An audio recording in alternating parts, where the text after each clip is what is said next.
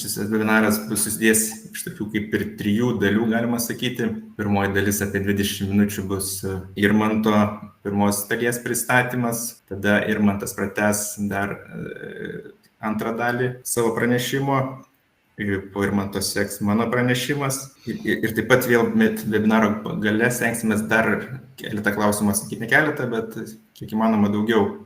Ir dabar perleisiu žodį mūsų svečiui, vienam tikrai šiuo metu tikriausiai rimčiausių specialistų, inžinierių Lietuvoje, Irmantui, kuris dažnai kviečia būtent kas su daugiabučiai susiję kažkokios problemos pastatuose, kviečia būtent Irmantą, kad nustatytų, iš kur čia tos problemos ir kaip jas spręsti. Tai perleidžiu žodį mūsų svečiui Irmantui. Ačiū. Sveiki. Iš tikrųjų, vadovo pristatymas truputį pareigoja. Tiesiog dirbu savo darbą, stengiuosi jį žiūrėti nuoširdžiai. Šiandieniniai temai pasirinkau, kaip matote, ekrane balkonus ir stogus, bei truputį paliesim tų teisinių klausimų, kaip yra reglamentuojama pastatų priežiūroje. Aišku, su pastatais tų defektų ir pažaidų pasitaiko visose dalyse, tiek perdangose, tiek pamatuose, tiek sistemose, vamzdynuose, slėgiuose, šildymo sistemoje, bet esant, vadinkim, suspaustam laikui neleidžia tiek labai išsiplėsti, tai stengsiuosi šį kartą šitame webinare ties šitais klausimais ir susikoncentruoti. Būklė. Tenka važiuoti į objektus. Ir dažniausiai iš visų aplankytų objektų 60% techninių klausimų būna balkonai ir stogai. Tai būtent ir čia bus taip. O toliau tokia viena iš teisinės pusės, tai yra kas inicijuoja remontą. Taip pat paliesiu šiek tiek, kaip yra pagal statybos įstatymą. Stogai. Pirmiausia, apibrėžimai. Rašant defektinius aktus ar įvardyjant rangovui, ar šiaip viešai teikiant kažkokį tai tekstą, reikėtų sąvokomis vadovauti. Šitos visos sąvokos, jas rasite statybos įstatyme ir pastatų išorės atitvaros reglamente. Aš jų gal neskaitysiu, tikriausiai šitom skaidrėm po to pasidalins organizatorius, tai galėsit pasiskaityti. Tik noriu atkreipti dėmesį, plokščias stogas, tai yra įprastas standartinių mūsų daugiabučių, tai yra nuo 0,7 laipsnio iki 7 laipsnių nuolydis. 0,7 laipsnio, tai jeigu išversti procentais arba centimetrais į metrą, tai čia bus nuo kažkur 1,2 centimetro į metrą. Ir tiesiog bus link kokių 10-11 cm į metrą. Bet šitas nuolydis yra daugiau jau ties įloje. Dažniausiai rangovai ir stogo plokštumos būna suformuotos apie 1-1,5 laipsnį. Stogų tipai vėl įvairūs, čia daugiau dėl bendro žinojimo, tai mano šitam pranešime daugiau paliesiu A, B, C, D stogus. Neliesim jokių ten jau bokštinių pastatų ar kitokių jau kultūros paveldo objektų. Taip, tai kaip jau minėjau reglamentą, jisai ir apima apie stogus. Truputį jame ir apie pagrindinės balkonų konstrukcijas, ten irgi taip pat apie hidroizoliaciją, apie prieduose ten duoti šiokios tai kaip bendrieji reikalavimai. Tai mūsų plokštieji stogai, jie yra eksploatuojami arba neeksploatuojami. Jeigu ant stogo nėra jokių įrenginių, jeigu yra tik tais natūralios ventiliacijos kaminai, galbūt dar iš seno likusi kažkokia tai televizijos antena ryšių, ne, tai stogas vadinamas neeksploatuojamas. Jeigu ant stogo yra vėdinimo kamera, saulės elementai, tai stogas jau tampa eksploatuojamu. Jam tada keliami truputį saugos aukštesni reikalavimai, daugiau tvorelės ten aukštingumas, po to vaikščiojimo takų įrengimas, galbūt jau žaibosaugos reikalavimų daugiau yra. Tai iš čia būtent yra klasifikuojama. Čia būtent šitas stogų skaidimas yra iš reglamentų. Tai vėlgi rekomenduoju jį susirasti, sekti aktualiausią versiją. Aktualiausią versiją, nes žinote, kad mūsų statybos įstatymas per metus keičiasi 2-3 kartus, jisai pasipildo, kažkurie tai punktai išsibraukia. Aišku, nedetalizuosiu, visai neseniai ten vėl numatomi pakeitimai. Liepos mėnesį, man atrodo, jau yra atiduota Seimui į pataisų paketas, tai rudenį galim mes lapkričio mėnesį turėti priimtą dar statybos įstatymo pakeitimą. Iš to seka po įstatyminiai aktai. Taip, dangų tipai. Dažnai man užduoda klausimą, kokia danga yra geriausia. Visos dangos yra geros, priklausomai nuo stogo tipo, ar tai vienšlaitis, dvišlaitis, ar eksploatuojamas, ar reikia, kad neatspindėtų, jeigu tai yra kultūros paveldo zona, tai jisai matinis turėtų būti, paviršius. Tai visos dangos yra geros ir aš specialiai įkėliau keletą skaidrių, būtent palyginimui mes turim čerpinę stogo dangą. Tai jinai svoris jos yra didelis, bet ką reiškia svoris? Svoris jį labiau padaro stabilesnį, stabilumą priduoda masyvesnės laikančios konstrukcijos, gegnės, gegnių žingsnis. Jis yra masyvesnis. Ilgamžiškumas, taip, tai deklaruoja gamintojai iki 70 metų. Bet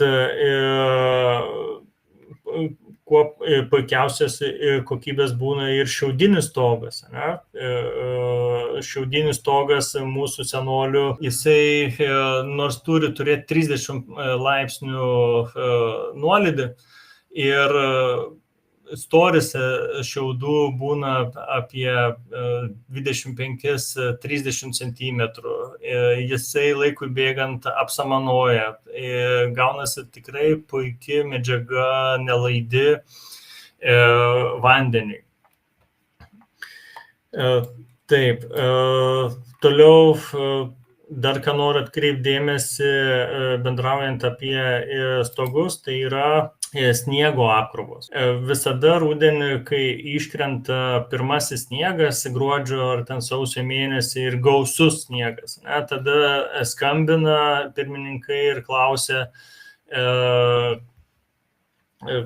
ar čia jau reikia jį nukasinėti, kokių imtis priemonių, kad neįlūžtų man stogas. Tai tiek nuo 1956 metų, tais mūsų tarybiniais laikais pagal GOST normas, tiek ir šiandieną labai didelio skirtumo svoriui, projektiniam svoriui nėra. Ir mes įstoję 2004 metais Europos Sąjungą iš tikrųjų perėmėm tuos vietinės reikšmės duomenis, jie nepakito, jie liko galioti. Tai 1,2 kN 120 kg. Aš čia parašiau šitoje lentelėje jau išreikšdamas svorio jėgos vienetais. Reglamente tokios lentelės nematytumėt, jūs matytumėt 1,2 kN arba 1,6 kN. Tai aš išverčiau į jėgos masę, kad suprasti. Ką tik iškritęs sniego tankis būna 160-200 kg kubui. susislėgęs, jau pastovėjęs, tarkim, savaitę, dvi, sniegas jau sveria 300-380 kg kubui. O jeigu staigiai tirpsta sniegas, juk žinot, vandens tankis yra 1000 kg kubui. Tai sniego tankis jisai artėja būtent link vandens to tankio 600-700. Tai dabar mes turėdami normatyvinį svorį 120 kg, tarkim, Kaunas, Jonava, va čia aplinkui visi tie miestai. Jeigu Vilniui, tai Vilniui antra bus, tai 160 kg pastatai statyti su tokia atsarga sniego. Tai norint gauti, tai mes išsimatuojam sniego H, tai yra sniego aukštį, dauginam iš to mūsų tankio ir gausim mes svorį, masę kilogramais kvadratui. Tai jeigu, tarkim, ką tik iškritęs sniegas, jeigu ten yra 50 cm svorio, tai mes gausim, kad jisai daugmaž apie 160 kg dauginam, tai 80 kg būtų į kvadratinį metrą. O pagal normas mes turim 120, tarkim, Kaune, ten Telšiai ar Vilnius, jie jau turi 160 kg. Taip, kad nereikia jaudintis dėl to svorio. Čia norėjau parodyti skaidriai, kad suprastumėt, yra sniego maišai, tai galbūt visame stoge ir neviršė normos, bet tarkim ties parapetais, ties kažkokiais tai šlaitais, ties liftų, tarkim, techninė patalpos išorė būna tie sniego maišai, mi koeficientas. Tai mi koeficientas 1,4 turėtų būti atsargos jau. Čia tiesiog formuluotė, galbūt šiandieną nėra aktualu. Apkrova į stogo konstrukciją sudaro apie 60% sniego. Būtent sniego apkrova į stogo konstrukciją 60% viso svorio. O mes matome, kad stogo konstrukcija, jinai vos 11-10% yra jos svoris. Taip, su stogais, ką toliau norėjau akcentuoti, tai būtų oro tarpas. Būtent virš gegnės yra formuojama mūsų ta difuzinė plėvelė ir grebestavimas. Grebestavimo pagalba mes formuojam oro tarpą. Oro tarpas yra pagal DINus, tarkim, vokiečių jau anksčiau tyrimais patvirtinta ir man pačiam teko iš tyriamų objektų būklės nustatyti, kad 20 mm jau iš tikrųjų tuose stoguose yra mažiau supuvimo. Jeigu būtų, tarkim, 25 jau milimetrai, 30 arba 50 netgi būna tie mūsų 50 grebestai, tai dėl medienos puvimo nebūna problemų. Toliau tada noriu iš karto parodyti stogą, tai jau per skaidrės bėgu. Tenka matyti objektuose, kad savininkai čia daugiau liečia šlaitinius stogus, kur yra gegnės. Yra tarkim, 97-2004 metais tame laikotarpyje apsišiltinę stogus ne mineralinė vata, bet polistireniniu putplasčiu, tuo, kur šildo fasadus. Yra blogai, nes putplastis yra garui nelaidi medžiaga. Taip, jinai turi ten rodiklį laidumui, bet jisai yra nepakankamas ir stogai turėtų būti šiltinami mineralinė vata. Per daugmaž 12 pastato naudojimo metų apšiltinus, nors atrodo, lyg tai laikėsi ir garo plėvelė čia va yra sumontuota, sluoksnį lyg tai atitinka tą, vadinkim, logiškumo išdėstymą, bet dėl nekvėpavimo mediena pradėjo pūti gegnės. Yra bėda su perdangomis, ypač jau tos pokario statybos mūsų mūriniai pastatai. Yra perdangos gegnės, va kaip čia matot nuotraukoje, išvalytos, jos būna užpildytos šlaku arba spaliais. Ir tas per naudojimo laikotarpį šlakų spalių sluoksnis, jisai prikaupia drėgmės. Dar jeigu pasitaiko, kad stogo danga susidėvi ties kraigu, ties vėdinimo kaminais, ties dūmtraukiais, ties antenomis ar ties kažkokiu išlipimo liuku, tai dažniausiai po to mūsų sijos, jos pradeda pūti šlako sluoksnyje. Šlakas, jisai lėtai džiūsta. Dar būna bėda tame, kad gyventojai įsirenginėdami vidaus apdailą neįsirengia patalpų pusėje garo plėvelės. Garo plėvelė tai, tarkim, polisterolio, PE vadinama plėvelė, kuri polietileninė 200 mikronų, jos neįdeda, o tiesiog gipso plokštė suka prie medienos lentų pakloto ir būtent vidaus patalpose. Vidaus patalpose vis tiek žiemos metu drėgmė būna apie 40–60%, o kur ta drėgmė dingsta? Jinai kyla į viršų ir kildama į viršų jinai patenka į perdangos sluoksnį ir dar labiau intensyvina vandens poveikį. Dar norėjau parodyti, dažnai susiduriu su skardų jungimu, ypač parapetų zonoje. Negalima šiaip galima jungti, bet dažniausios klaidos pasitaiko tuose skardinimo elementų jungimuose, kurios yra kniedijamos. Jos turėtų būti jungiamos falciu. Falcas būna viengubas arba dvigubas falcas. Taip. Viengubas tai yra, kai užleidžiama tik tais vienas šonas, o jeigu dvigubas, tai šita viengubo dalis dar kartą yra užlenkiama. Ir tada į tuos falcius būtų galima montuoti, tvirtinti ir tvorelę, ir taip labiau užtikrinti sandarumą stogo ir ilgamžiškumą. Šitoje skaidrėje dar norėjau parodyti, ką sutinku. Nors mes matome nuotraukoje, kad parapeto nuolydis į stogo pusę yra išlaikomas iš principo, ne? Tai yra 5% arba 5 cm metrui. Reglamente va šitam punkte jūs rasite 2,9 laipsnio nuolydį. Bet būna taip, kad jisai būna sulankstytas parapetas, ar ten su koja užlipo, ar pastato priežiūros metu dėl kažkokių tai priežasčių jinai buvo sulankstyta.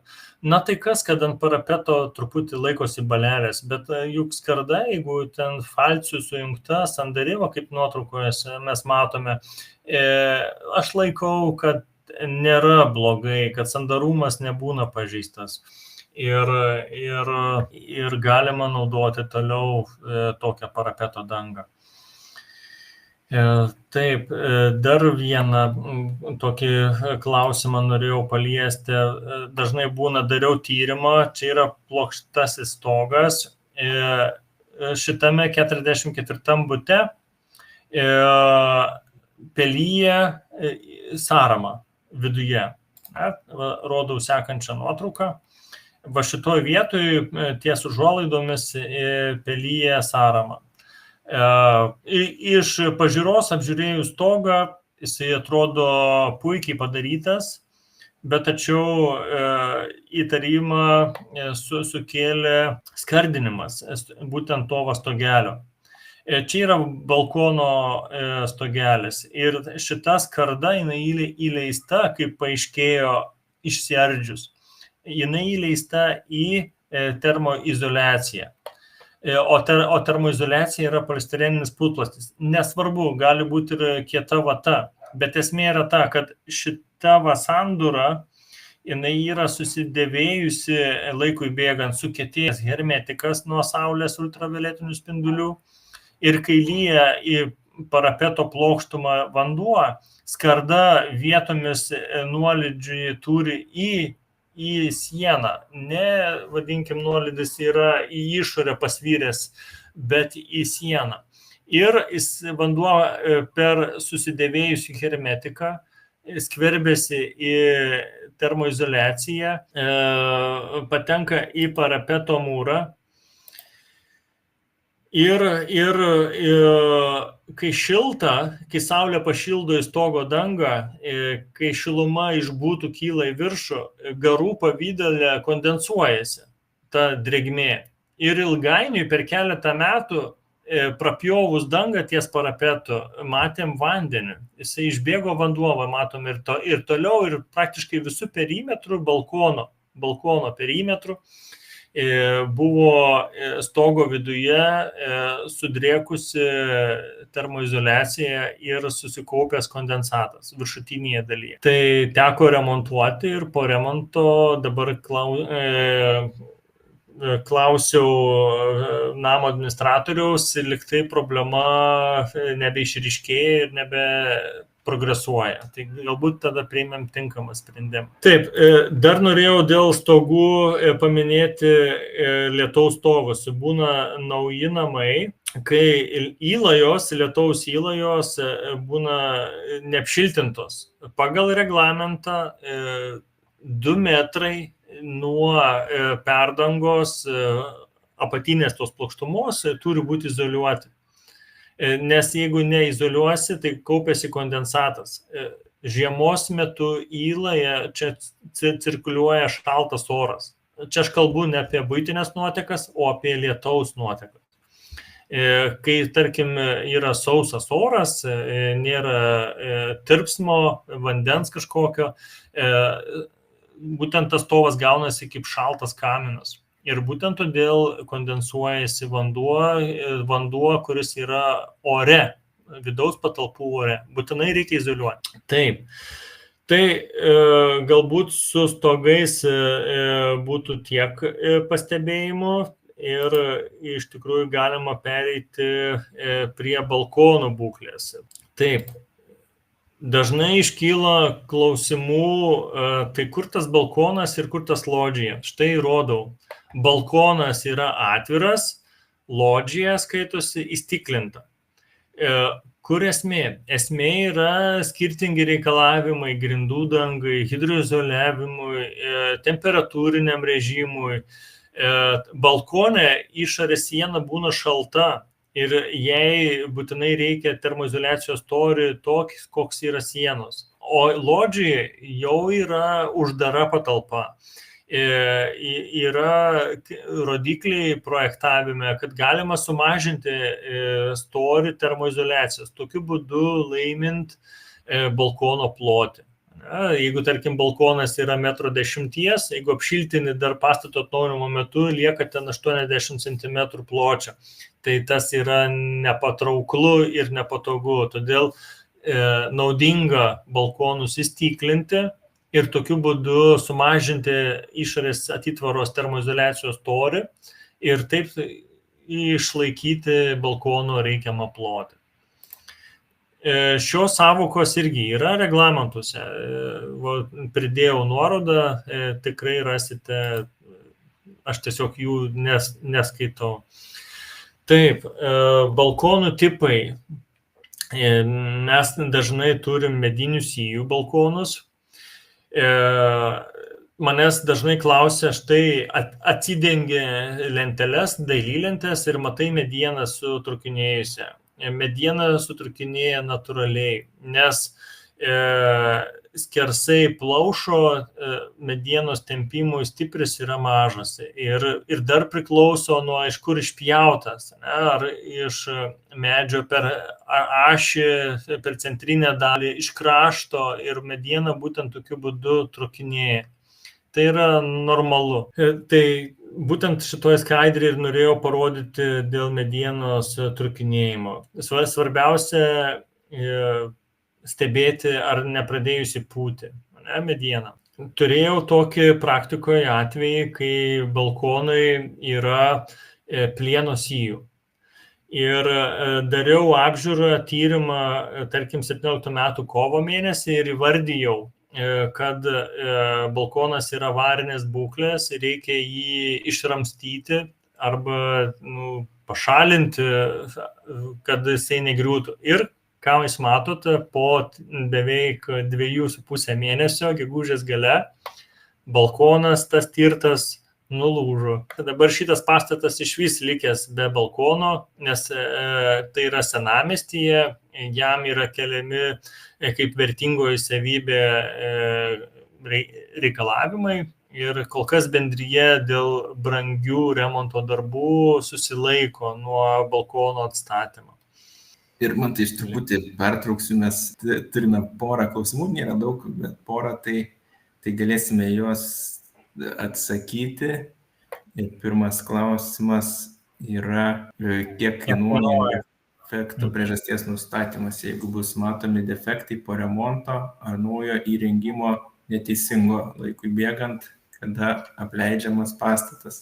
Aš supratau klausimą. Matot, kiek kainuoja defektų priežasties nustatymas? Dažniausiai defektų būna keletą ir šiaip paprastai, supraskit logiškai, žmogaus, tarkim, su mokesčiais laikas ten yra apie 80 eurų gaunasi. Objekte būni apie 2 valandas, kol išsimatuoji, kol apsižiūri, galbūt ateina dalyvis, tai jau turim kokį 150 eurų.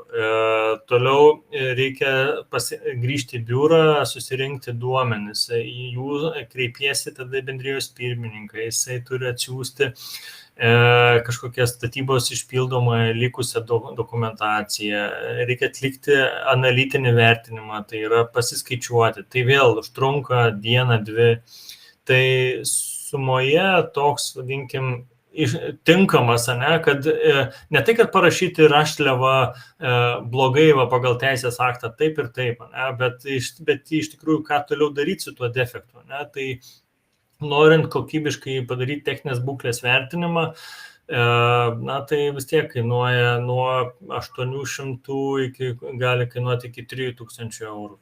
Tai priklausomai nuo tyrimo apimties. Kartais būna, kad negali vizualiai stovėdamas atsakyti to paslėpto darbo, ar jisai ten gerai padarytas ar ne. Tai yra ardomasis metodas.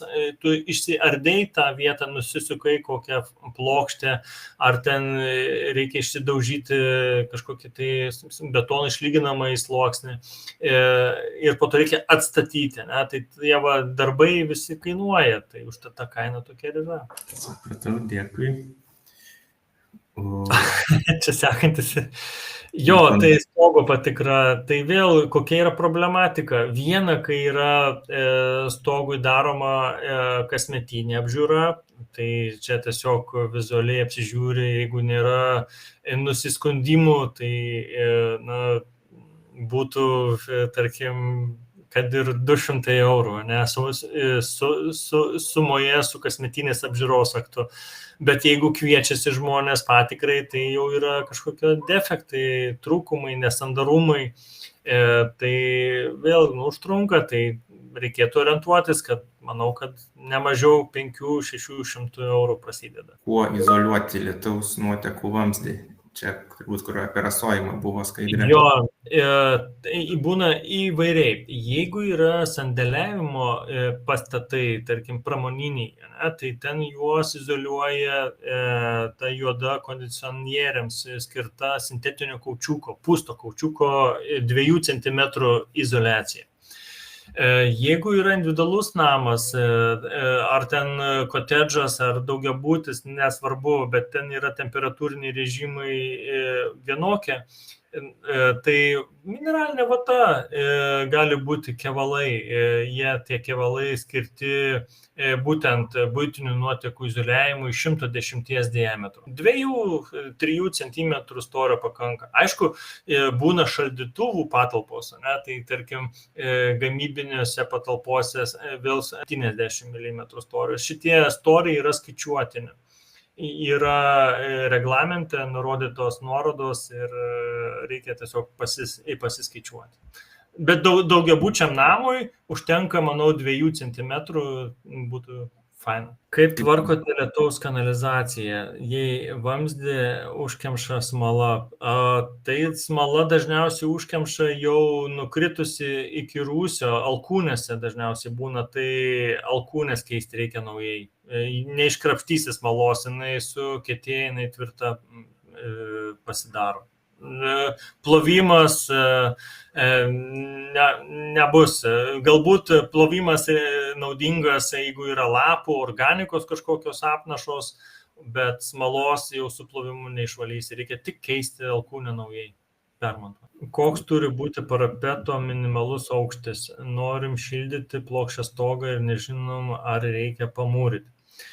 Pagal rodytą reglamentą pastatų atitvaros yra taip, kad jeigu stogas neeksploatuojamas, pakanka, kad būtų aukštis 30 cm. 30 cm nuo stogo dangos. Tai tiek. O jeigu stogė yra jau saulės elektrinė, yra kondicionieriai, žmonės dažnai vaikšto, yra padaryti eksploatavimo takai, tai tada turėtų būti parapeto aukštis 1,20 m. Bet nebūtinai pamūryti reikia iki tokio aukščio. Užtenka padaryti kažkokią plieninę tvorelę, kad jinai būtų. Dėkui, Irmantai. Gal dabar kitus klausimus paliksim, nes kaip ir minėjau, webinaro pabaigoje dar turėsim klausimų atsakymų sesiją, tai galėsim pratesti. Ir dabar grąžinu žodį jums pratesti pranešimą. Ačiū. Tai balkonai, ne? Taip,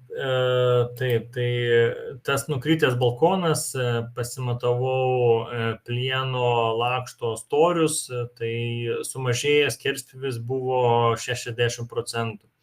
Tai jeigu turim sienelę, dažniausiai jinai būna 8-10 mm storio, tai jeigu suplanė 60%, tai ir lieka 5 mm, atsiprašau. Mūsų atveju čia liko 3 mm sienelės storis, tai užtat ir balkonas nulūžo, jisai nebetenkino normatyvinės kokybės. Štai apie balkonų dar šalčio tiltus irgi labai aktualu. Kartais žmonės nesuvokia to šalčio reikšmės, tai norėjau parodyti grafiką temperatūrų pasiskirstimo. Tai tiesiog per sieną peršala ir užtat mes matom pelymą, pelėsis kaupėsi ties lubų viršum arba ties grindjuostėm, būna gyventojai pasikloja natūralios medienos grindjuostės, tai jos pradeda pakeisti spalvą, drėgnos būna vandeniu, tai būtent dėl kondensato, dėl to žemos temperatūros. Taip, dar tada noriu paminėti balkonai. Yra tie mūsų tipinių balkonų tipai, kai mūsų tvorelės irgi būna apyrusios. Tai yra nesaugu, vakariai pusėje matoma nuotrauka. Tiesiog suiro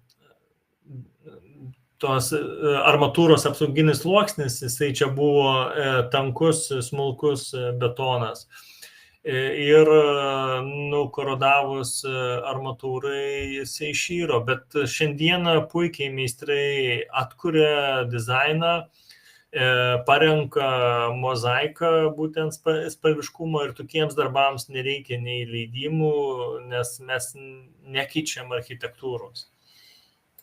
Būna atveju, kai balkono tvorelė tvirtinama į perdangos plokštę, į perdangos plokštėje esančias metalinės plokšteles ar ten metalinius profilius. Ir jei nedažoma, jeigu per 25 naudojimo metus nukoroduoja, baigėsi garantinis laikotarpis, tarkim, jeigu pastatas statybos 78 metų, tai praėjus 20 metų ta dažų danga apsauginiai sluoksniai suyra betono apsauginis sluoksnis ir tada prasideda korozija. Ir per 20 metų plienas kiaurai nukoroduoja. Tai tokiu atveju yra pavojinga tvorelės. Taip, tokios būklės eksploatuoti. Yra reglamente gyvenamieji pastatai parašyta, kad balkonų, lodžių, aptvarų aukštis ne mažesnis kaip 1,10 m. Tai yra nuo grindų, ne nuo pačios laikančios plokštės, bet reikia įvertinti dar grindų aukštį ir nuo grindų skaičiuoti iki būtent porankio viršaus. Ne? Dar yra vienas reglamentas tyrimai ir statinio avarija. Yra pirmam priede galimos avarinės būklės požymiai. Gelžbetonio, tarkim, plyšiai tempimo zonoje, suiręs armatūros apsauginis sluoksnis, metalas, metalo korozija iki 1 mm. Tai kur čia yra esmė? Esmė yra ta, kad jeigu norma yra atsargos koeficiento 35%, tai yra, kai jeigu susideda apkrovos ir nori paskaičiuoti reikiamo stiprumo plieno elementą, tai tą stiprumo rodiklį daugina iš 35%. Ir mes turim reikiamą skerspjūvį. Dažniausiai plieno profiliai būna kiek? Sienelės storis 8 mm, 10 mm. Aš čia labai preliminariai, tik tais, kad suvokti, tai tas 1 mm, jeigu padalintume, tai ir sudaro beveik tą atsargą, tą 35% ribą. Nes jeigu 10 mm turim sveikos sienelės storį, kuris reikalingas mums, tai 0,3 mm, 30%, tai jau štai turim tą pavojingą ribą, kai jinai suyra nuo korozijos. Užtat jau reikia imtis veiksmų. Taip, dar norėjau iš teisės aktų parodyti, kad gyvenamieji patalpai tai yra apkrovos panaudojimo kategorija A yra ir pagal sekančią lentelę balkonai, tarkim, yra 250 kg kvadratui. Toks turi būti svoris, kad balkono plokštė atlaikytų. Būtent projektavime. Aš taip pat, kad nebūtų sausi tie skaičiai, padariau tokį paskaičiavimą, kiek sudaro svoris konstrukcijos.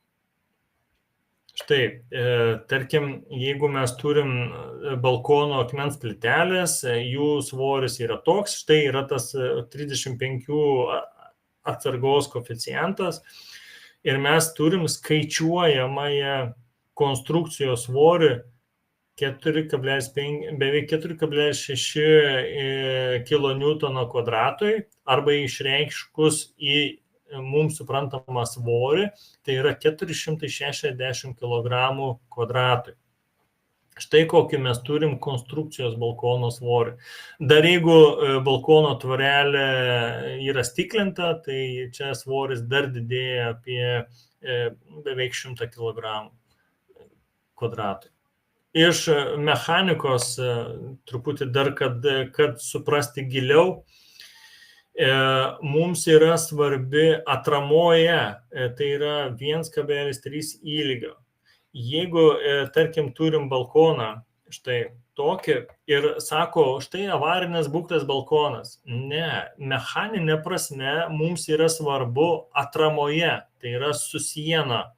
Jeigu, tarkim, balkono plokštė išsikišusi 1 metrą, tai mums 33 cm yra pavojingiausia riba. Jeigu jinai yra geros būklės, tai mechaniškai balkonas jisai atlaiko apkrovą, nes turim didžiausią lenkimo momentą atramoje, visa kita jau mažėja ir galiausiai išorėje lieka tik tais apkrova nuo balkono tvorelės.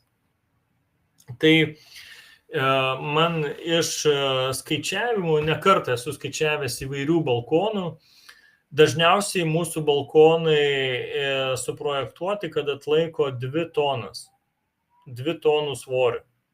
Tai jeigu konstrukcija turi kvadratui 460 kvadratų, jeigu į tą kvadratą dar atsistoja 2 žmonės, tarkim, vidutinio sudėjimo suaugę žmonės po 100 kg, mes turim kvadratui jau kokius, grubiai 700 kg.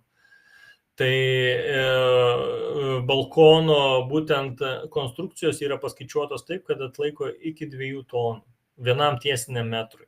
Nes va čia dimensija, lenkimo momentas yra metrai. Taip kad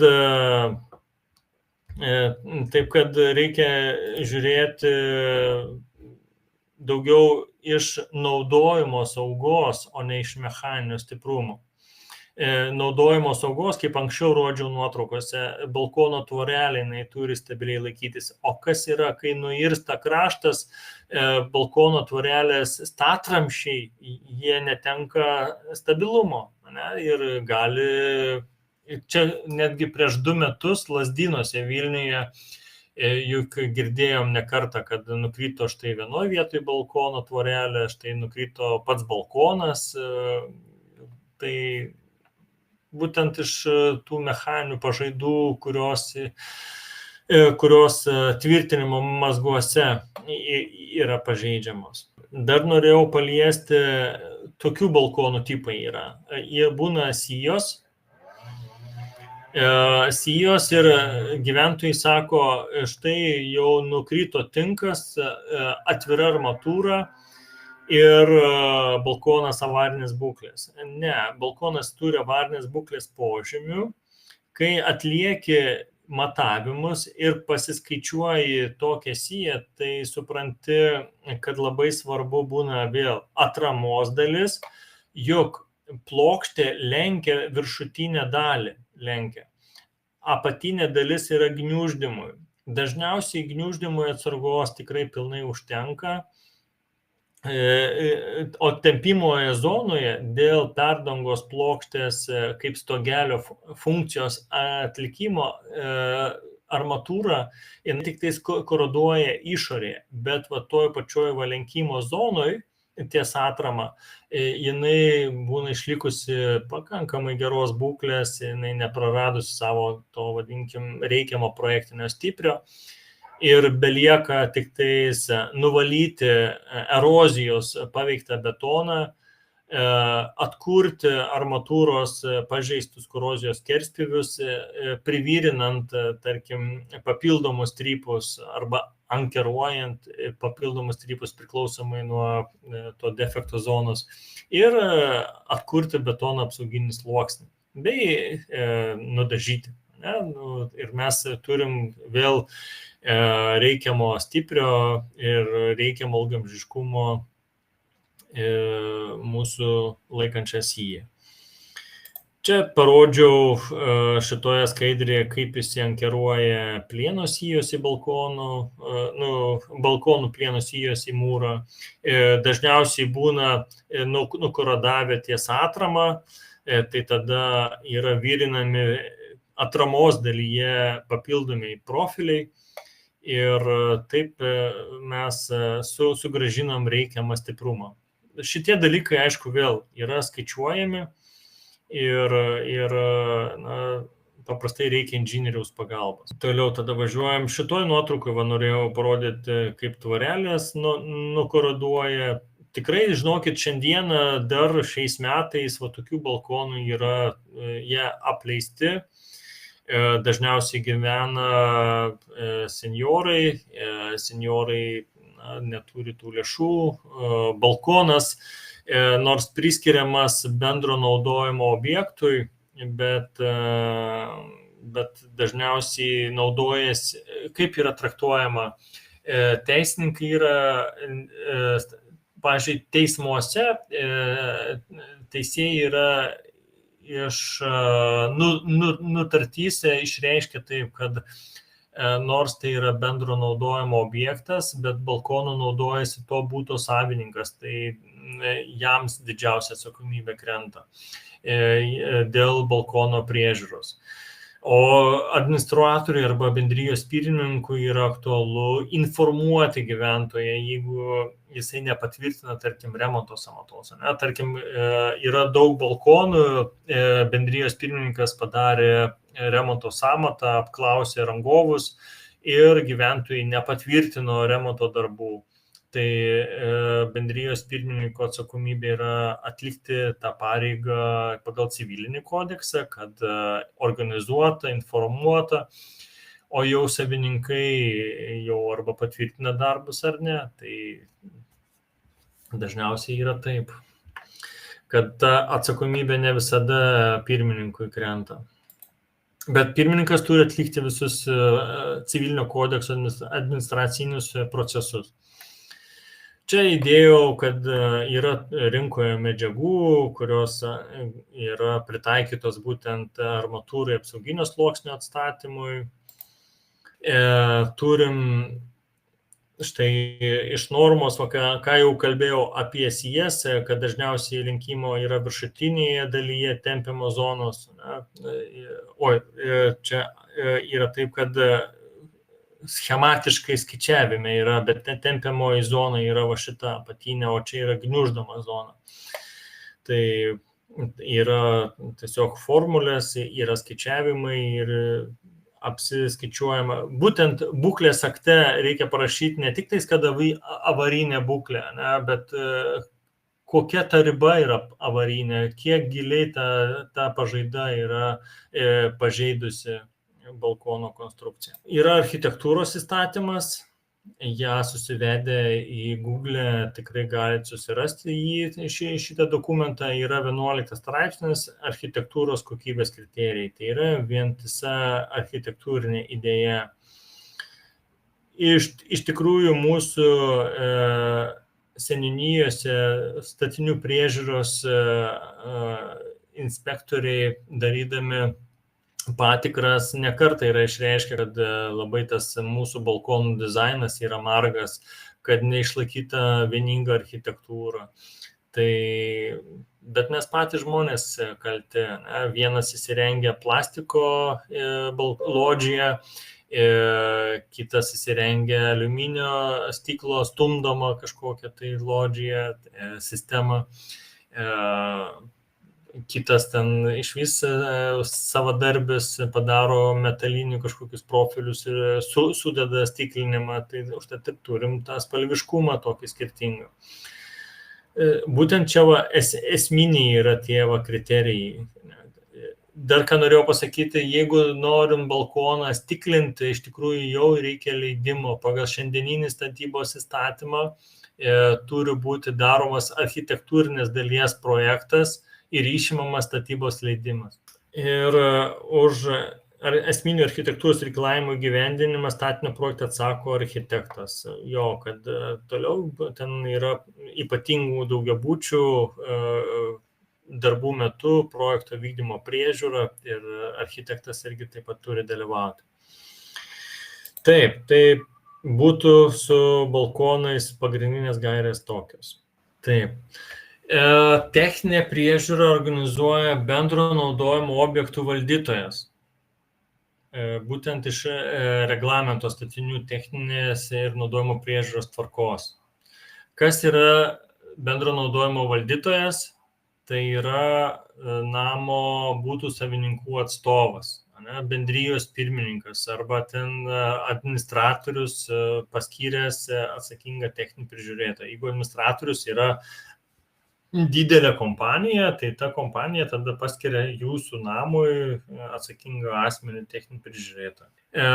Namo būklei vertinti yra tokie daromi stebėjimai, nuolatiniai stebėjimai. Noriu atkreipdėmėsi, tame reglamente yra pačioj pradžioj pirmiausia reikalavimai surašyti bankų, mokyklų, viešo sektoriaus pastatų priežiūrai. Gyvenamieji namai turi atskirą skyrių, kuris prasideda nuo 84 punkto. Ir štai 87 punkte yra išskaidimas, kas tai yra būklės įvertinimai, nuolatiniai stebėjimai. Daugiabučiams namams užtenka apsižiūrėti vieną kartą per 2 mėnesius. Ir, aišku, tada turėtų būti įrašas statybos techninės priežiūros žurnale, statinio techninės priežiūros žurnale turi būti įrašas, būtent nuolatinių stebėjimų skyriui. Toliau yra į metus periodinės apžiūros. Tos periodinės yra iškomunikuota taip, kad pasibaigus šildymo sezonui, ne vėliau iki birželio mėnesio ir rudenį. Rudenį reikėtų iki šalnų, čia duota iki namų spalio 1, bet dažniausiai tos periodinės apžiūros baigiamos atlikti iki lapkričio, ten po vėlinių, nes dar lapkritį dar yra ta teigiama temperatūra pas mus Lietuvoje ir galima atlikti, tarkim, kažkokio tai parapeto, skardos, smulkų remontą ar ten įlajas prasivalyti ir panašiai. Taip. Nuolatinius stebėjimus atlieka techninis prižiūrėtojas. Techninio prižiūrėtojo kvalifikacijos reikalavimai. Tai yra statybos inžinerijos arba kitokios technologijų mokslo šakos turintis asmuo. Tai yra, vadinkim, su statybiniu išsilavinimu. Gali būti ir su santechniniu išsilavinimu, gali daryti ir su šildymo sistemos išsilavinimu, ar ten mūrininkas, ar kažkas tokio panašaus, būtent toks asmuo. O periodinės apžiūros turi būti specialistų grupė. Toje grupėje jau turi būti kvalifikuotas žmogus, kuris turi turėti atestaciją, būtent SSSVA, tai yra statybos sertifikavimo agentūros, turėtų būti atestuotas. Ir specializuotas apžiūras, tai yra, jeigu, tarkim, buvo liūtis didelė, užsikimšo stovai lietaus buvo pažeisti mechaniškai, arba ten medis lūžo, sulaužė stogelį, ir ką tai būtų specializuotos apžiūros. Tai vėlgi turėtų būti atestuotas statybos inžinierius. Pagrindiniai uždaviniai priežiūros, aš jų gal nevardinsiu, jūs susirasit reglamentą, ten yra 11, 12 iki 17 punkto išvardinti pagrindiniai uždaviniai.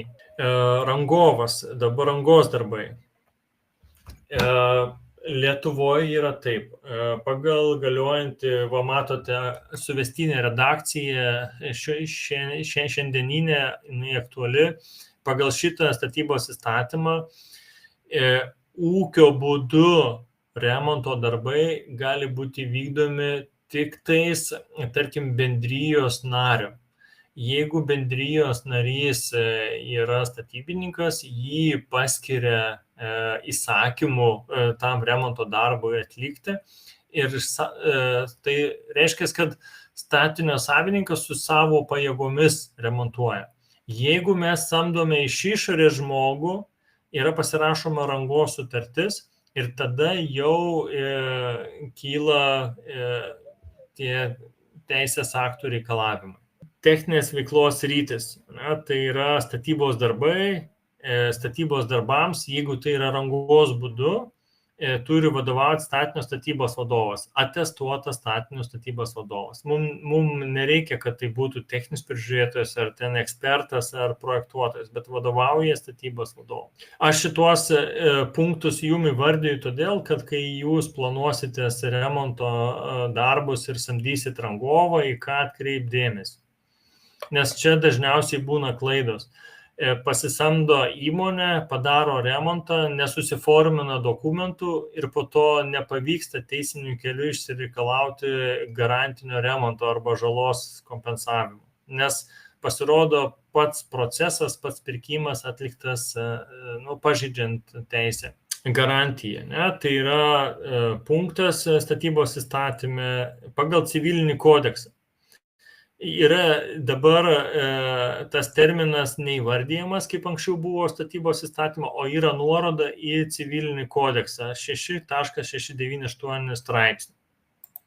Tai aš jums jį ir parodau. Čia yra iš civilinio kodekso, kad yra 5 metai rangos darbams, montavimo ir medžiagoms. Vėlgi medžiagos, jeigu tai yra šilumos punkto automatika, 5 metų jums automatikai neduos, nes pats tos automatikos gamintojas dažniausiai duoda 2 metus. Nes tarkim, jeigu perkat mobilų telefoną, tai mobiliam telefono operatorius duoda 2 metus. Tai čia 5 metai yra daugiau sėtini montavimo darbams. Automatika arba įrenginį kažkokį siurblį šilumos punkte įmontuoti, tai jungtis, pajungimas, veikimo sutrikimai, bet ne pačiam prietaisui. Prietaisui būna mažesnė garantija. Pagal to prietaiso gamintojo nuostatas. Ir paslėptiem darbam 10 metų. Nes jeigu įvyksta defektas, ir jeigu tyrimo metu nustatoma, kad specialiai statybininkai ten kokį kabelį pažeistą įmontavo į sieną ir kuris trumpino ir po to sugadino televizorius, paaiškėja, kad tai buvo specialiai padaryta, ar tai tyčia ar netyčia, bet tai laikoma, kad tyčia paslėptus defektus, tokiems teisme yra garantija 20 metų. Tai per tuos 20 metų, jeigu yra žala, teisme galima išsireikalauti kaip garantinį darbą, kad pakeistų nemokam. Ir padarius rangos darbus, nepamirškit paprašyti 3 metų laikotarpio 5% nuo statybos kainos garantinio laidavimo rašto. Būtent, arba tai gali atitikti sutartinis įsipareigojimas. Tarkim, jūs pasirašėte rangos sutartį 100 000 eurų, tai sutartį turi atsirasti šitas punktas, kuris yra statybos įstatyme, ir jūs pabaigus statybos darbus, pasirašę galutinį atliktų darbų aktą, nesumokate 5%, tai yra 5 000 eurų, o juos sumokate tik tais praėjus 3 metų laikotarpį. Galimas ir toks variantas, kad tarkim, tai yra kaip kompromisas susitarti su rangovu, nes draudimo bendrovės garantinio laidavimo raštas kainuoja, jisai kainuos ten 300 eurų, priklausomai nuo samatinės vertės, galbūt yra darbai ir 500 000, tai tas garantinis laidavimo raštas rangovui pakankamai skausmingas, galbūt rangovas turi apyvartinių lėšų ir jisai gali tiesiog palaukti tuos 3 metus tos likusios sumos dalies. Taip, dar norėjau labai greitai, jeigu leidžia organizatoriai, prabėgti apie techninius tokius dar pastebėjimus, kurie aktualūs yra. Čia savokos, jas rasit, pasiskaitysit. Aš tiesiog norėjau iš statistikos. Mūsų pastatai iki 93 metų buvo statyti energetinės naudingumo klasės. Kai tik įstojom į Europos Sąjungą, atsirado reglamentas 2005 metų, jame daugiabučių namų naujai statomų turėjo būti C klasė. Ir aišku, atnaujinime taip pat buvo nuostata, kad C klasė turėtų būti išorės atitvaro. Toliau 13 metais mes jau turime B klasę. Mūsų atnaujinami pastatai turi išorės atitvaros ir jo šiluminis vartojimo efektyvumas turėtų B klasę turėti. Toliau jau nuo 16 metų mes jau turim A klasę. Tai būtent norėjau parodyti, kaip kito mūsų istorija. Ir šiandieną išliko A klasė. Norint atnaujinti pastatus, šiaip išlikusi rekomendacija A klasiai. Yra atvejų, kai dėl tam tikrų, kai jeigu greta pastatai būna sujungti išorės sienos, ten visokių techninių niuansų, tai dar yra išlyga B klasė. Tai B klasė šiltinasi įprasto namo. Aš čia parodžiau skaičiavimą. EP70, tai yra baltas polistireninis putplastis, jo reikėtų 17 cm storio. B klasiai pasiekti.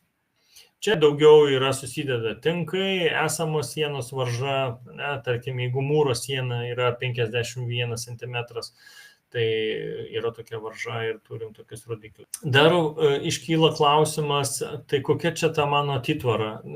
Čia yra nevėdinama, kai va šitam išoriniam sluoksnė, va toje, tai va ši išorinis apdailos sluoksnis, nėra jokio tarpo. Ir yra vėdinama. Taip, čia dar toksai pastebėjimas apie rasos tašką.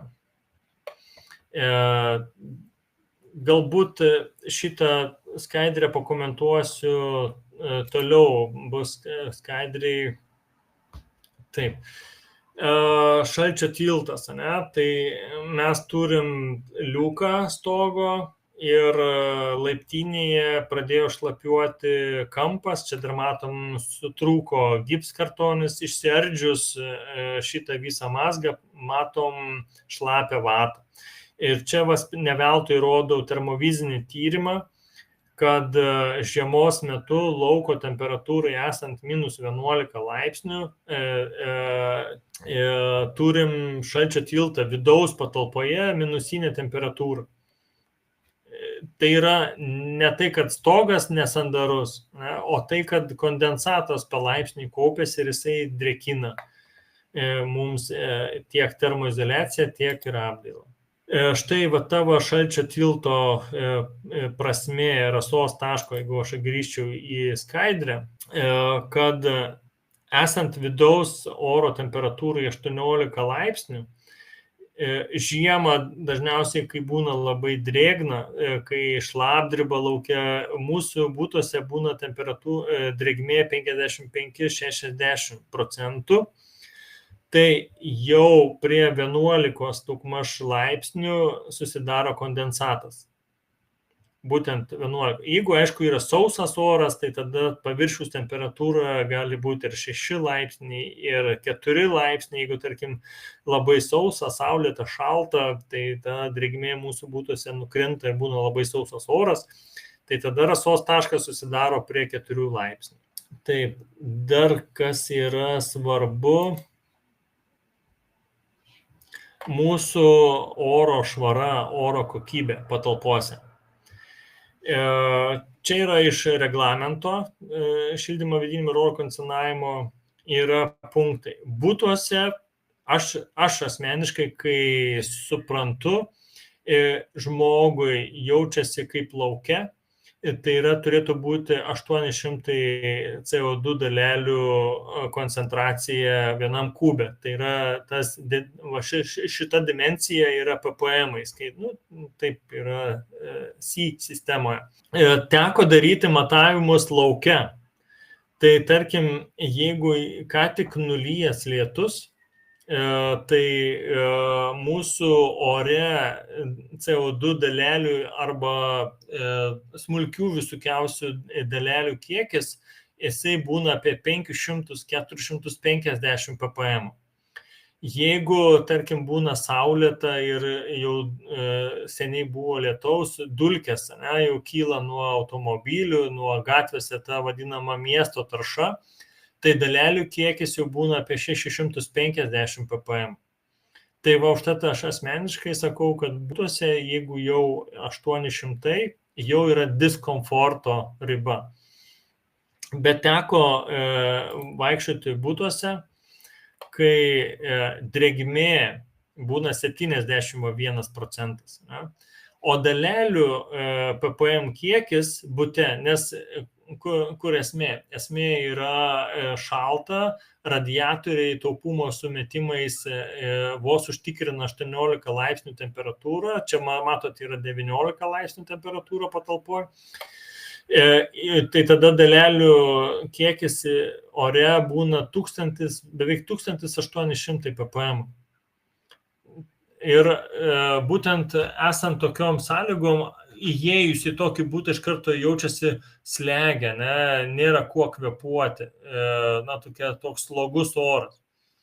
Tai jau iš karto galite žinoti, kad jau viršė visus kokybės kriterijus. Bet kur yra esmė? Jeigu mes turime tokią drėgmę, turim tokią atitvarą, teko daryti tyrimų, gyventojų parodžių, būna pelėsis, kaupėsi, šalčio tiltas veikia, turim paviršiaus temperatūrą 2,6, tai vadinkim 3 laipsnius, turim paviršiaus temperatūrą ties grindjuostėm, o čia nuotraukai giliau matosi, kad tai yra grindys.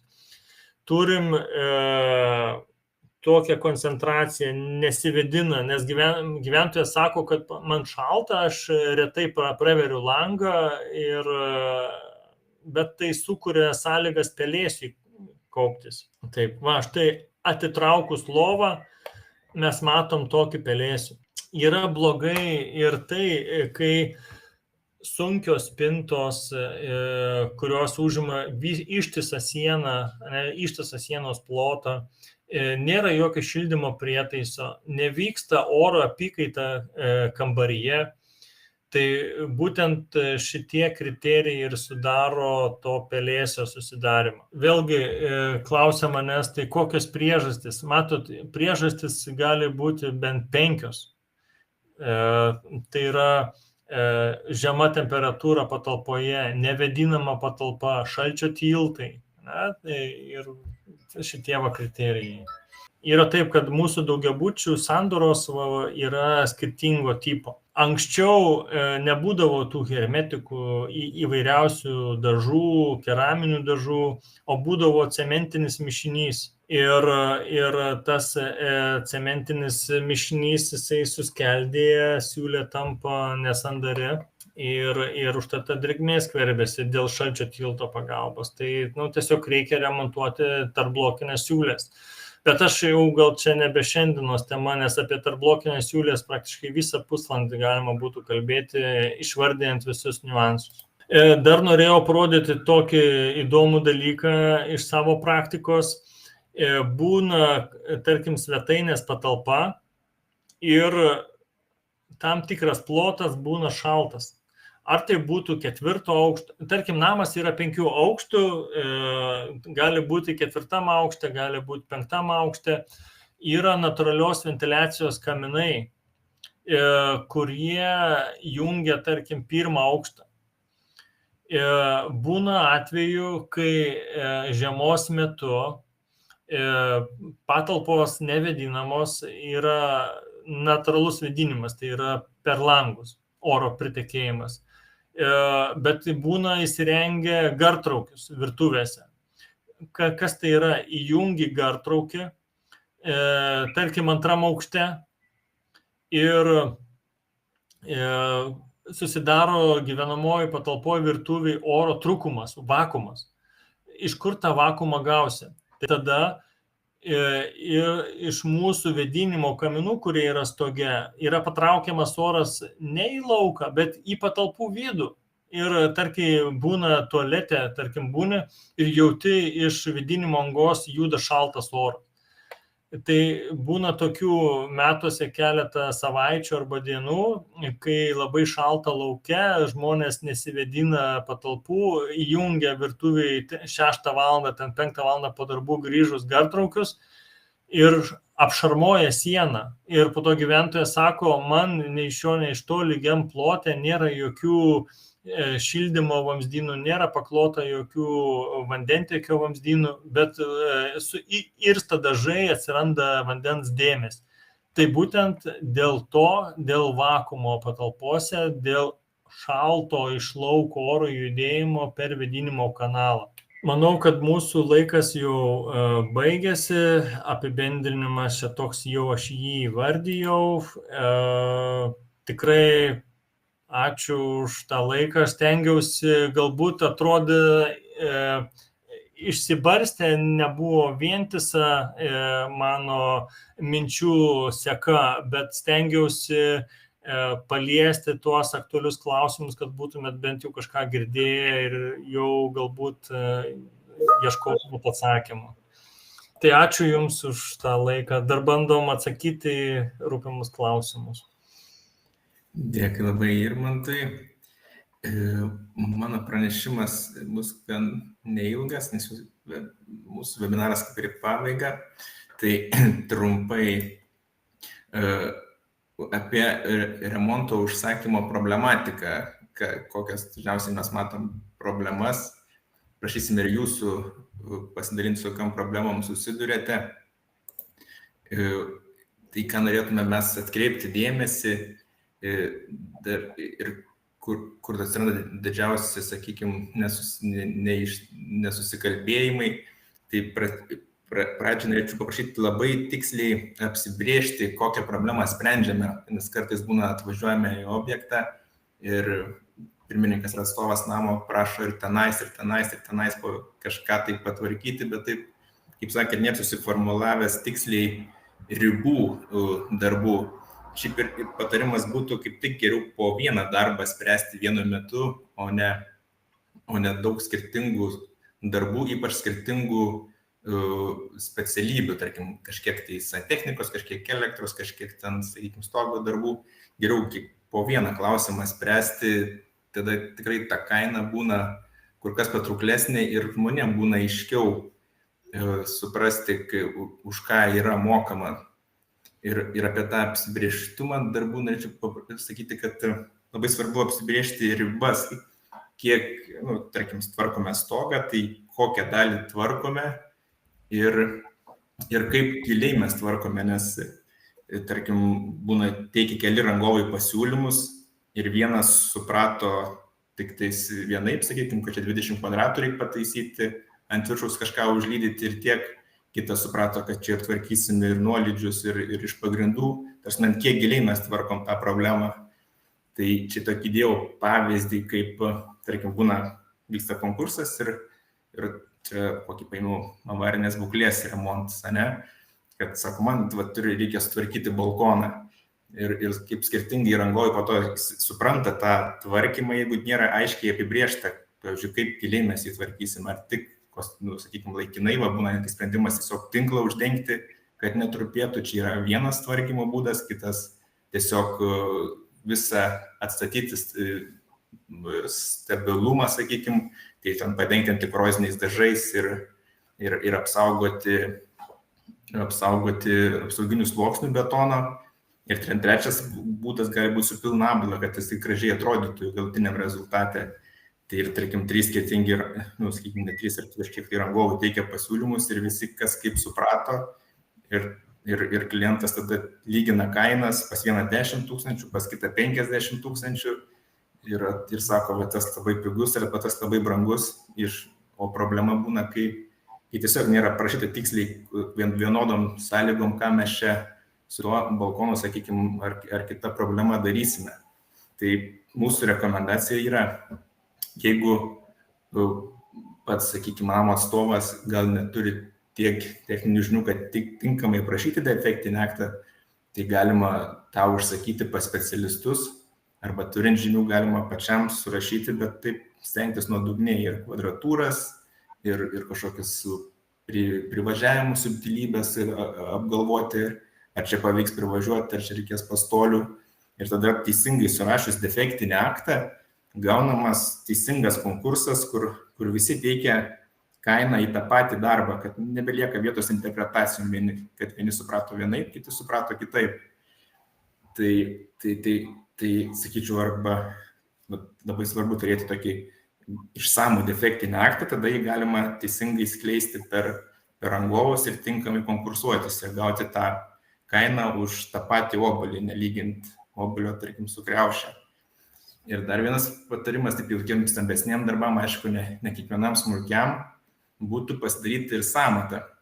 O sąmata kam yra reikalinga, kad, tarkim, sezono vidury, prašant kažkokių tai darbų kainą, rangovai gali visi visi pateik nesąmoningą, tarkim, realiai tas darbas turėtų kokį, sakykime, 10 000, bet gauni į vieną pasiūlymą 30 ir kitas 40, kitas 50, atrodo, kiek gauni visi kažkokie kosminiai. Ir tai būna, ypač, sakau, sezono vidury, kai pradedama konkursuoti.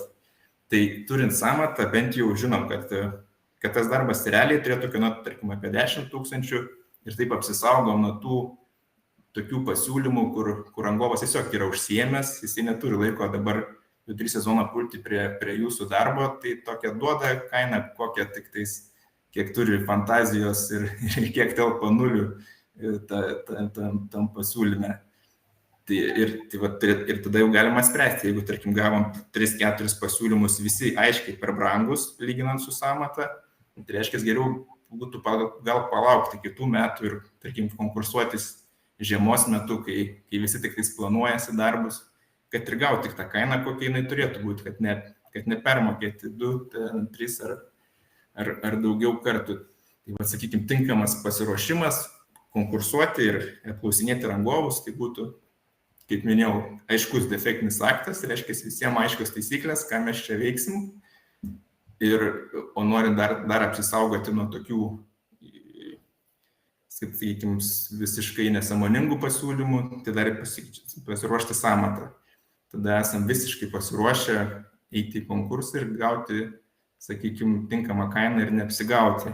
Jau kai turim, sakykime, pasiruošę konkursavimo medžiagą, bet kai kas yra aktualu daugiabučių namų savininkams, reiktų išsiaiškinti įgaliojimus, kas gali, ar galim užsakyti jau tos darbus, ar negalim, nes ir, kaip žinot, yra ir kaupiamosios lėšos, yra ir darbų labai skirtingi tipai, yra tam tikri biudžetiniai darbai, kuriuos nusimatėm kažkokį tai biudžetą metams, iš kurių pirmininkas turi teisę imti ir samdyti, sakykime, vienašališkai, nusprendė, kad reikia ir darom, bet, tarkim, viršijant tą biudžetą, visą laiką reikia namo gyventojų pritarimo.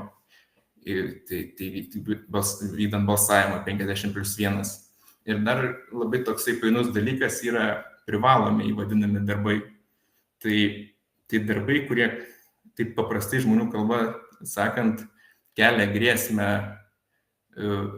sakykime, gyventojų sveikatai ir saugumui.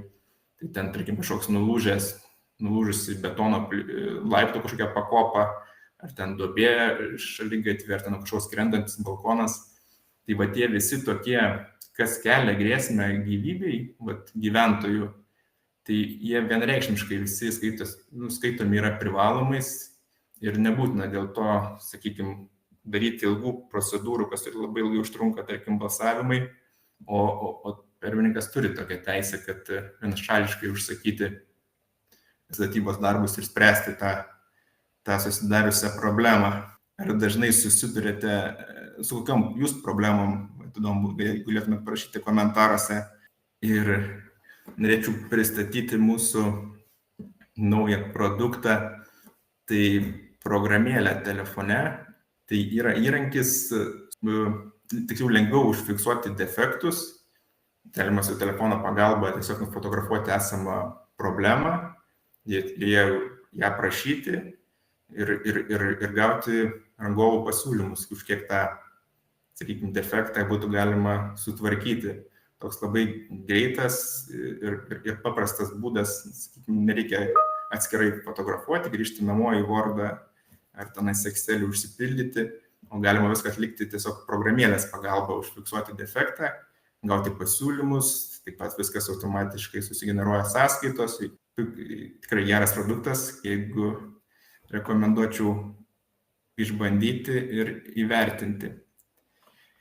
Ir kadangi mūsų laikas kaip ir baigėsi, bet gal vis tiek dar kokius porą klausimų galim atsakyti, Tikriausiai man reikės įsijungti, o ne? Jo, ir man tai, jeigu galėsit, atsakysit. Gerai.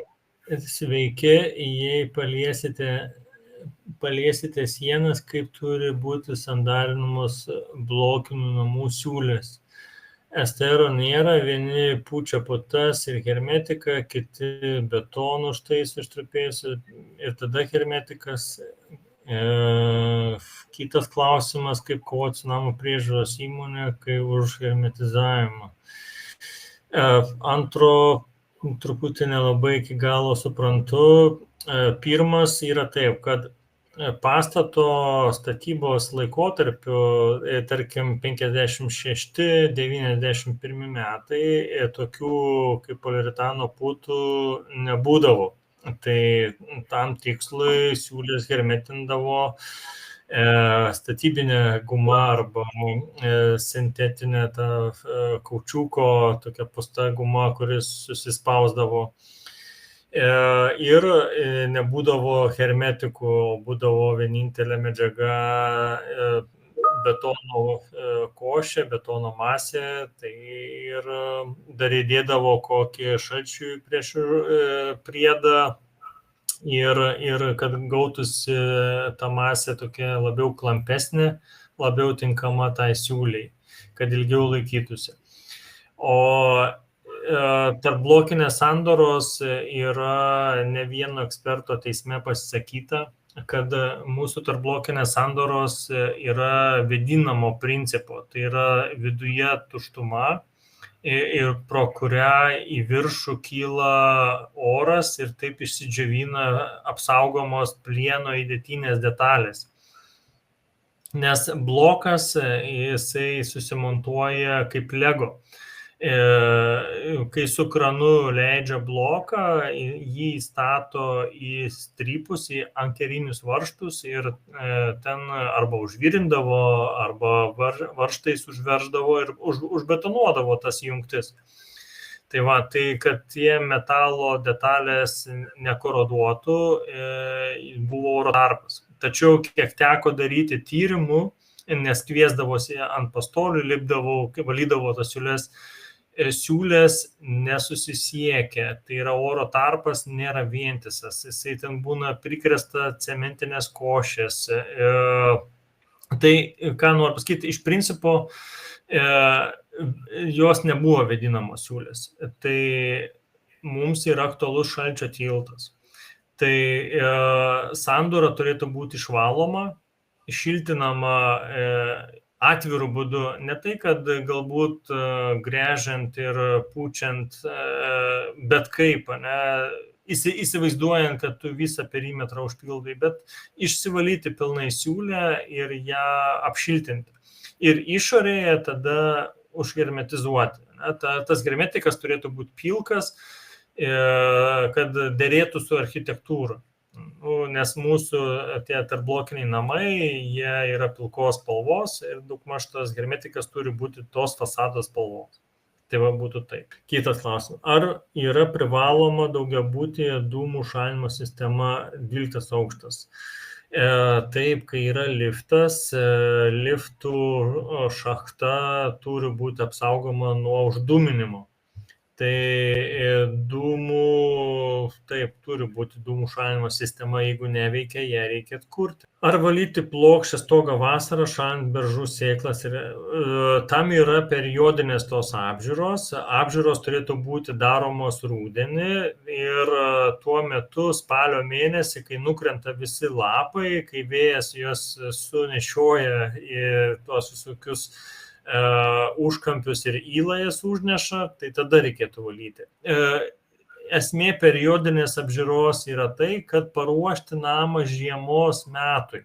Tai yra, jeigu iškristų sniegas ir staigiai saulei pašildžius atitirptų jisai, kad vanduo netrukdomai išbėgtų, per stovus išbėgtų. Arba jeigu yra parapetai, jeigu jie neteko standumo, jie plevesuoja, tai juos reikėtų įveržti, įtvirtinti, kad gūsingam vėjui nenuplėštų jo.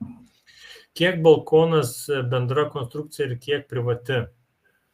Yra taip, kad balkono laikanti plokštė tai yra bendro naudojimo, bet balkono apdaila jau yra savininko.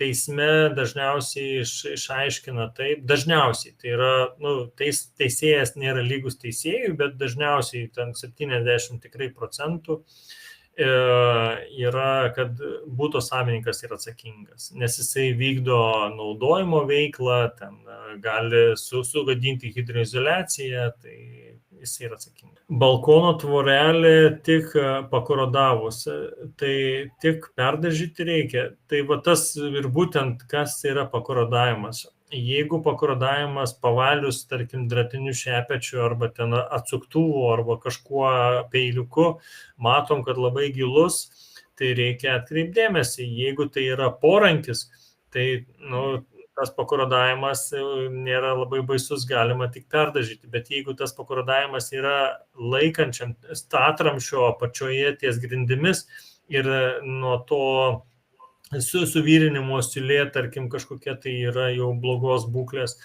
tai čia reikėtų ne tik perdažyti, bet ir atkurti tą normatyvinę kokybę.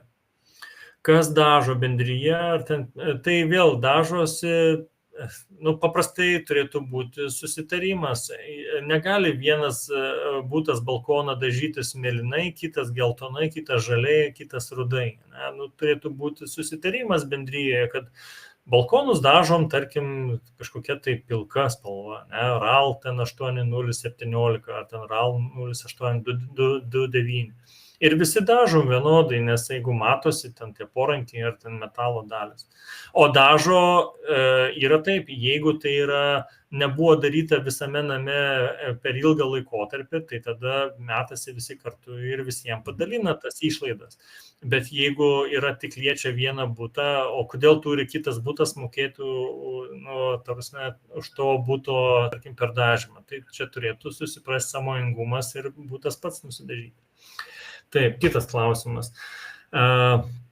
Dėl stogo, jei stogas šiltintas minkštuoju būdu, kas minkštuoju reikėtų pasiaiškinti, šiaip paprastai yra gniuždymo reikalavimai. 25 metai atgal ir niekas daugiau nedaryta, kaip saugiai leisti gyventojams statyti kondicionierius ant stogo. Jau iš to žodžio parašyto minkštuoju būdu, tai aš norėčiau įsitikinti, ar tas minkštasis būdas susispaudžia ar ne. Ir jeigu susispaudžia, tai būtų vienoks kondicionieriaus statymo būdas. Jeigu ta danga yra, kaip mes suprantam, minkštuoja, bet iš tikrųjų tenkina normatyvinius reikalavimus, tai tada būtų kitoks tvirtinimo būdas.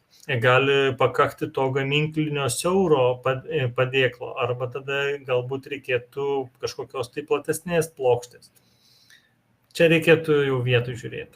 Gyventojas išklijavo balkono grindis akmens masės plytelėmis ir jos atšoko. Vanduo gadina žemiau esančio būto balkonų lubas. Ar bendrija turi remontuoti balkonų grindis, ar gyventojas? Vėl, šiaip iš tikrųjų už balkono apdailą atsakingas gyventojas. O hidroizoliacija dažniausiai būna po tomis plytelėmis. Tai, manau, turėtų gyventojas susiremontuoti. O jeigu nesusiremontuoja gyventojas ir yra žala žemiau esantiems būtams, tada priverstiniu būdu padaro administratorius pasamdęs rangovą ir tą sąskaitą įstato tam būtui. Tokiu būdu. Čia turėtų būti susirinkimo protokolas, negali taip paimti vienašališkai, aišku, įstatyti sąskaitos, tam turi būti civilinio kodekso procedūros, informavimas, pristatymas ir protokolavimas. Jeigu jisai atsisako, tai tokiu priverstiniu būdu. Kaip siūlytumėte taisyti aptrupėjusias raudonas plytas viršutiniam daugiabučio aukštuose? Yra pasiūlymas skystu stiklu? Ne. Tikrai nesiūlau. Plytos iš tikrųjų turėtų atstatomos tokio pat spalviškumo plytomis. Ir matmenų. Reikia žiūrėti priežastį, kodėl jos. Ar tai yra dėl šalčio tilto, kartais plytos keldyje ties stogo perdanga. Tai yra ne pačiam viršutiniam parapete, bet žemiau parapeto, daugmaž perdangos lygmenyje, tai gal ten šalčio tiltas veikia. Ten reikėtų galbūt imtis ir kitokių veiksmų, galbūt parapetą apšiltinti iš stogo pusės, galbūt pasižiūrėti iš balkono galima pusės kažką padaryti. Reikia kompleksiškai tada žiūrėti. Negaliu vienareikšmiškai atsakyti, būna įvairių variantų. Trupo raudonos apdalinės plytos, kokie galimi sprendimai. Yra taip, kad yra namų, kai tas aptrupėjimas yra, vadinkim, dar pakenčiamas, tai yra tik išorinis sluoksnis, ten iki 1 centimetro. Tai tada galima restauravimo mišiniu atkurti plokštumą. Jeigu yra 1/2 plytos storio, tarkim, mūsų plyta yra 88 mm storio ir jeigu nutrupėjo 4,5 centimetro, tai tą plytą reikėtų keisti jau nauja plyta, tokiu pat matmenų. Tai būtų toks sprendimas. Esmė yra ta architektūros reikalavimai. Tie mūsų daugiabučiai po to atrodo kaip po karo, nutinkuoja, dažo liktai ruda spalva, liktai smėlio spalva, bet jie vis tiek neturi to architektūrinio estetinio vaizdo. Taip. Tikėtina dėl blogos, sugrįžkit, nespėjau perskaityti. Vienas klausimą prašokom. Jo, tai gal, manau, atsakysim jam elektroniniu paštu. Gerbiamas man, tai rudos viršai ištepti, kad netrupėtų toliau. Tai va būtent reikia to ištrupėjimo gylį pasižiūrėti, kokia tai pažaida. Jeigu gali būti taip, kad negauna tos plytos apkrovos, yra viršuitės parapetų, tai jos tik save laiko, tai tada galbūt galima ir užtepti. Bet jeigu giliau yra pažaida ir tai yra, vadinkim, kokiam 3 aukšte, tai jau reikia žiūrėti. Reikia tikriausiai permūryti tas plytas, dėti naujus intarpus. Taip, atsakiau. Virš stogo iškilęs parapetas ir iš šono trupo po truputį žemiau skardos į išorės pusę. Tai taip vanduo, ką daryti. Tai reikia žiūrėti pirmiausia stogo dangos būklę, tada žiūrėti parapetą, ar parapetas vėdinasi, skardinimo būklę ir galbūt dar kažkokias tai priežastis. Priežastis gali būti ir šalčio tiltas, priežastis gali būti vėdinimo angos. Aš daugiau sąlygų reikėtų žinoti šito klausimo, tada galėčiau tiksliau pakomentuoti. Ar ruošia defektinius aktus daugiabučiai? O čia jau man tai jums tas deleguotas klausimas. Ar ruošia defektinius aktus daugiabučiai? Taip, ruošiame defektinius aktus tiek pavieniams problemams, tiek bendrus viso pastato kasmetinės apžiūros defektinius aktus. Tai ruošiam ir tokią paslaugą teikiam. Mano čia būtų tikriausiai klausimas. Tikėtina, dėl blogo sumūrijimo pastatas atsiskiria apdailinio mūro sieną nuo nešančios sienos. Taip, būna tokių. Dažniausiai laikantis sieną būna silikatinių plytų. Ant pamato guli apdailinės plytos, kokie galimi sprendimai. Apačioje cokolio dalyje reikėtų dedasi toksai briauna, plieno kampas standumo, kad tą atramos plokštumą padidinti. Ir yra taip, kad yra technologija, virbalinė tokia technologija, ankeruojant, neleidžiant atsiskiriančiai apdailiniai. Vėlgi reikia žiūrėti, jeigu nėra trūkių, jeigu tik tai siena pasvyrusi, kitokių defekto požymių nėra, tai jinai yra surišama su laikančia sieną virbaliniam jungtim. Virbalinės jungtis gali būti kas 50, kas 40, kas 80 cm. Čia reikia jau žiūrėti vietoje prie namo. Bet yra toks sprendimas, virbalinės jungtis. Ir jos ten su ankermasė susiklijuoja ir tikrai sėkmingai yra mano padaryta namų, kuriuose vadovavau, jau kokie 8 metai stovi, vis pravažiuodamas, atkreipiu dėmesį, nematau, kad ten būtų kažkokio blogų dalykų išlindę. Kaip dėl gaisrinių kopėčių esančios balkonuose gyventojai yra jas išpjovę? Taip, čia aktuali labai klausima gaisrininkam. Tas užtaisė tikrino gaisrininkai, pareigojo bendriją susitvarkyti. Kaip aš turiu gyventojų priversti tą? Galima bandyti darytis projektą ir pagal šiandieninius reikalavimus ne per balkonus, o per laiptinės. Laiptinės daryti neuždūminamas, galima. Ta prasme, yra išeičių, dažniausiai tokiuose 12 aukščiuose būna 2 laiptinės, viena liftas ir vienam šone, kita šoninė laiptinė kitoj pusėje. Tai to kartais būna pakanka pritaikyti naujus sprendinius. Bet tam reikia pasidaryti gaisrinės saugos projektą. Ir tada palikti gyventojus ramybėje jo tuose balkonuose. Ir jeigu darote, kiek kainuoja, tai čia tai jau atsakysiu. Žiūrint, yra du tipai, kai vyksta mūsų specialistas į vietą daryti apžiūrą ir kitas būdas, kai nevyksta mūsų specialistas apžiūrėti vietoje, o gauname pakankamai išsame informaciją, nuotraukas, kiekius iš sakykime, namo atstovo. Tai kai turim pakankamai išsame informaciją iš namo atstovo, nuotraukas, kiekius, tai kaina panašiai sviruoja apie 80 eurų ir į viršų, dar turiu žiūrint į sudėtingumą, sakykime, defektą, o su vykimu į vietą apžiūrai kaina prasideda maždaug nuo 200 eurų ir tada vėl žiūrima į problemos sudėtingumą. Tai kainos yra tokios, nevykstant nuo 80 eurų, o vykstant panašiai apie 200 eurų. Drėksta po lietaus pastato sieną šalia lodžijų. Įtariu, vanduo bėga į seną palangėmi. Į sieną.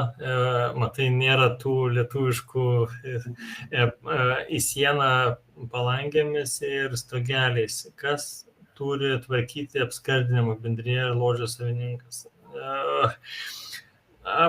Toks nelabai aš iš to klausimo suprantu situaciją, bet manau, kad tai yra su išorė, su fasadu daugiau, tai manau bendrija turėtų tvarkyti. Reikia čia žiūrėti, ar čia yra statybos sprendinys blogas ir jisai kartojasi ne tik pas jūs, bet ir visose laiptinėse vienodai. Tai tada turi būti padarytas vienas sprendimas geriausias remonto ir padaroma visiems. Nesvarbu, ar jie kreipiasi dėl to bėgimo ar ne. Tai jei reikia tvarkyti tik tai vieną balkoną, nes ištrupėjęs plintusas, kur eina per sienos ir balkono sujungimą, tai vis tiek organizuoti darbus reikia pirmininkui, bet išleisti, ataisyti teks. Vėl grįžtu aš prie to, kad balkonas yra bendro naudojimo objektas, tai atsakingas už procesus pirmininkas. Pirmininkas turi sudaryti defektinį aktą, arba sudokumentuoti apie tą būklę, ją pristatyti bendrijai ir bendryje susirinkimo protokolų priima sprendimą, kad sprendinį bendryje pateikia gyventojui, o gyventojas savo lėšomis pasidaro. Kokia yra Irmanto drėgmės ir namuose konsultacijos apžiūros kaina? Čia reikalingi tokie matavimai, vis tiek pasimatuoti reikia. Žiūrint kur, jeigu tai Šiauliuose, Klaipėdoje, tai būtų viena kaina, jeigu tai Vilniuje, Kaune, gal būtų mažesnė kaina. Tiesiog, matot, yra taip, jeigu pasimatuoti, tai yra viena, tai užtektų, aš manau, už atvažiavimą ten, tarkim, 150 eurų su visais matavimais, bet jeigu jums tos medžiagos po to reikės teismui arba ginčui arba kažkam pateikti, tai reikia parengti dokumentą. Norint parengti dokumentą, vėlgi, tai yra analitinis darbas prie kompiuterio, ruošiant ataskaitą, tai jau tada prasidėtų nuo kokių 650 eurų, taip grubiai. O balkono hidroizoliacija, jeigu balkono pagrindas permirkęs ir byra. Taip, balkonas, jeigu yra atviras, ne lodžija, tai tada reikalinga hidroizoliacija. Hidroizoliacija gali būti daroma įvairiai. Jinai gali būti ant apatinio sluoksnio, tai yra ant laikančios perdangų plokštės ir po to toliau auga kiti nuolydis formuojantis sluoksnis ir apdailiniai sluoksniai. Jeigu to nedarom, jeigu ekonomiškai neracionalu, tai tada reikia pasiremontuoti nuolydį formuojantį sluoksnį, tai yra jį išsilyginti savaime išsilyginančiais mišiniais ir tada yra dengiama hidroizoliacija. Hidroizoliacija jinai turėtų būti ritininė.